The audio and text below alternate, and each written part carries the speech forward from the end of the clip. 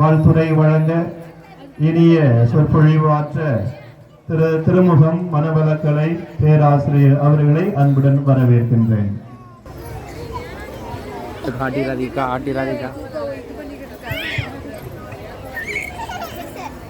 இந்த அற்புதமான வேளையில்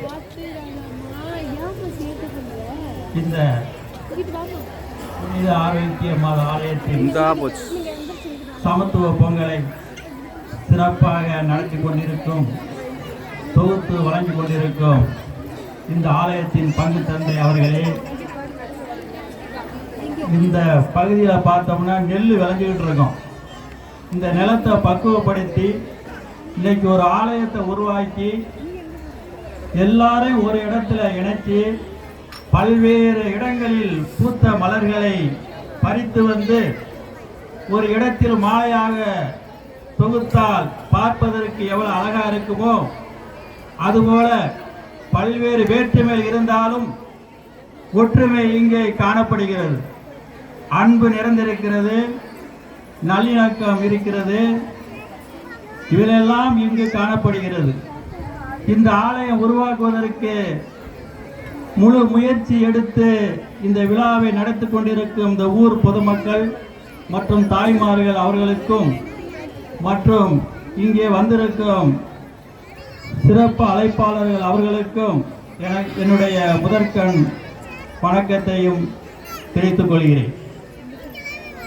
இந்த பார்ப்பதற்கு இந்த நிகழ்வு சிறப்பான முறையில் வடிவமைத்து இந்த நிகழ்ச்சி நிரலை பார்த்தால் ஒரு நடனம், ஒரு வாழ்த்துரை இப்படி என்று சிறப்பாக அமைத்திருக்கிறார்கள். முறைப்படுத்தி இந்த நிகழ்வை நடத்தி கொண்டிருக்கிறார்கள். சமத்துவம் என்பது சம நோக்கு.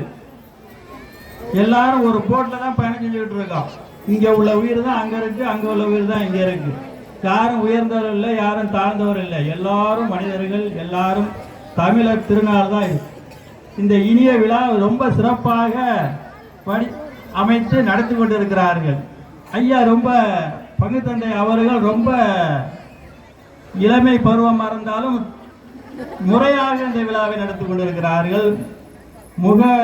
மனமகிழ்ச்சி வந்தால் முகமலர்ச்சி வரும் என்று சொல்வார்கள். அதுபோல சிறப்பாக இந்த விழாவை நடத்தி கொண்டிருக்கிறார்கள். பார்ப்பதற்கு அருமையாக இருக்கிறது. வரவேற்பெல்லாம் ரொம்ப சிறப்பாக இருந்துச்சு.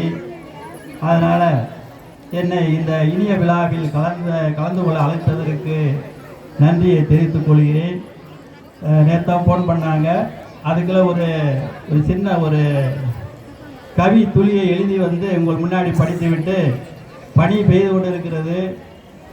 அதனால் நேரத்தை வீணாக்காமல் என்னுடைய உரையை முடித்துக் கொள்ளலாம் என்று நினைக்கிறேன்.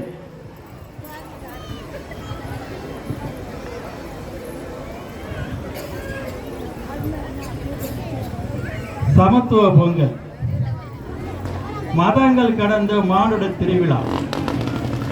மனங்கள் இணையும் சமத்துவ பொங்கல், மனங்கள் இணையும் சமத்துவ பொங்கல். சாதி வேலி தகர்த்தெறிந்த நாம் தமிழராய் கூடும் தைத்திருநாள். ஒரு பானையில் பொங்கும் அரிசி, ஒரு பானையில் பொங்கும் அரிசி ஊரே கொண்டாடும் உறவின் மகிழ்ச்சி. உழைப்பால் உயர்வோம், ஒன்றாய் இணைவோம். உழைப்பால் உயர்வோம், ஒன்றாய் இணைவோம்.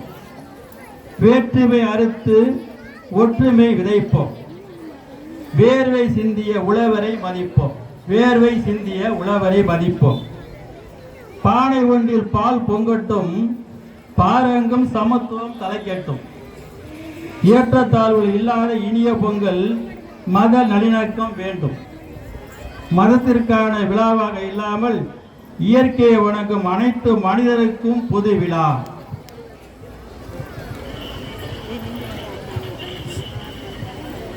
இது ஒரு பகிர்தல் பண்பு. பொது இடத்தில் அமர்ந்து சமைத்து உணவை பகிர்ந்து கொள்வது. பொது இடத்தில் அமர்ந்து சமைத்து உணவை பகிர்ந்து கொள்வது.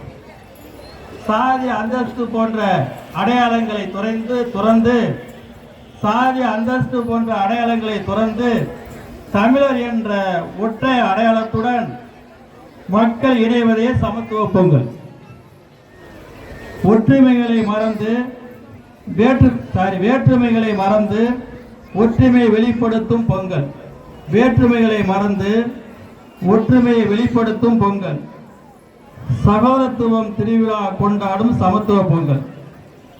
பழையன கழிதல் புதியன புகுதல் என்பதற்கு ஏற்ப நம் மனங்களில் உள்ள காழ்ப்புணர்ச்சியை நீக்கி ஒற்றுமை எனும் புதிய ஒளியை ஏற்றுவோம்.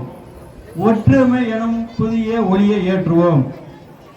ஒரே மண்பானையில் பொங்கும் பொங்கலை போல நம் அனைவரின் வாழ்வில் மகிழ்ச்சியும் ஒருமைப்பாடும் பொங்கி வழியட்டும். வாழ்க, பல்லாண்டு வாழ்க வாழ்க என வாழ்த்தி விடைபெறுகிறேன். வாழ்க வளமுடன், வாழ்க வையகம்.